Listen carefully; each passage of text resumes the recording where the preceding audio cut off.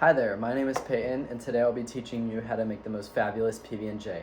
My audience today is my best friend Meredith, a chef from Patio's Cafe and Bakery, Curtis, and my girlfriend Skylar.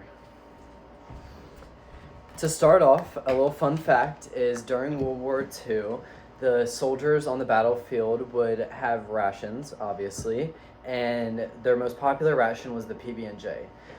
Due to the PB&J's nutritional value, with the peanut butter having lots of calories, and the sugar and the jelly, and the carbs in the bread, it covered all the bases that they needed for their nutrition.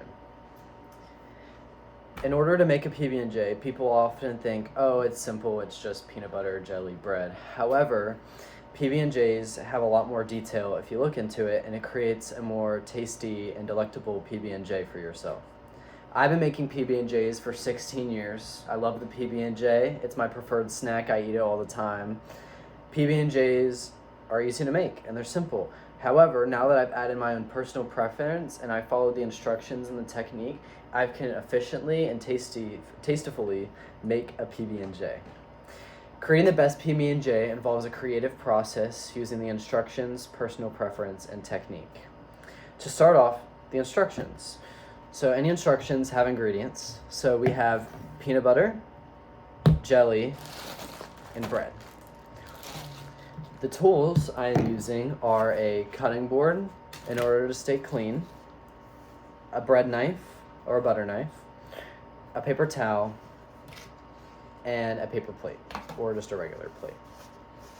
To start off, I grab 2 pieces of bread. Never grab the butt piece. We don't need the butt piece. It's trash. So now that I have my 2 evenly sliced pieces of white bread, you can use any bread. Some people use grain bread. I prefer the white bread. It's whatever you like.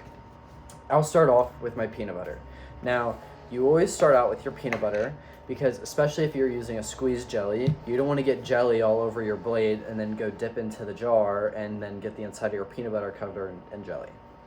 So I'll go in here with the serrated edge of the knife and scoop a glob of peanut butter. Now, as I'm applying this, I am slowly and evenly applying this across the entire piece of bread, ensuring I don't put holes in the bread, and also ensuring it is evenly covering all 4 corners.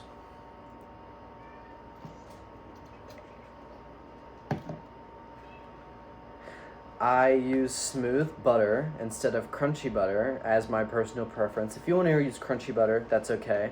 However, I like smooth peanut butter just because it tastes better, in my opinion. You can also use a different brand. Obviously, I like Jif, but Skippy is my second hand just in case. So now that my peanut butter is evenly applied on the piece of bread, I move on to my jelly. Now I'm going to put a little more jelly than I think. I'm using strawberry jelly today. You can obviously use grape jelly or whatever your heart desires. So I'm going to apply this just around, a little more than I think just because jelly is a little deceiving. So again, I'm evenly applying this. I'm also ensuring I keep it off the edges a little bit just so I don't have a messy treat, because as you're biting into it, you don't want it to glob down, and I'm wearing a white shirt today. I don't want to get jelly all over my shirt. So now that I've evenly applied it without overgoing the corners and making a mess for myself,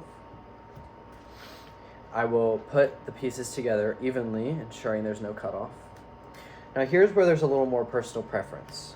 So now that we have used our technique to evenly apply the peanut butter and the jelly, and we've ensured that it's not going to make a mess, we followed the ingredients, now you have your peanut butter and jelly. Some people like to cut it diagonally or right down the center. I'm going to cut it diagonally. However, my personal preference is I like to fry mine. So I'm going to throw mine in the air fryer for 3 minutes at 375. Now, I have my air fried PB&J. I like to cut mine diagonally. So I'm going to use the serrated edge to cut diagonally. You can also take the crust off if you'd like. I prefer leaving mine crust on. So now that you've followed the instructions, the technique, and the personal preference, you have a perfect PB&J, whatever you like. So you need to follow the instructions and all that. And then now I want you to go make a PB&J yourself following these techniques in order to make your most desirable PB&J.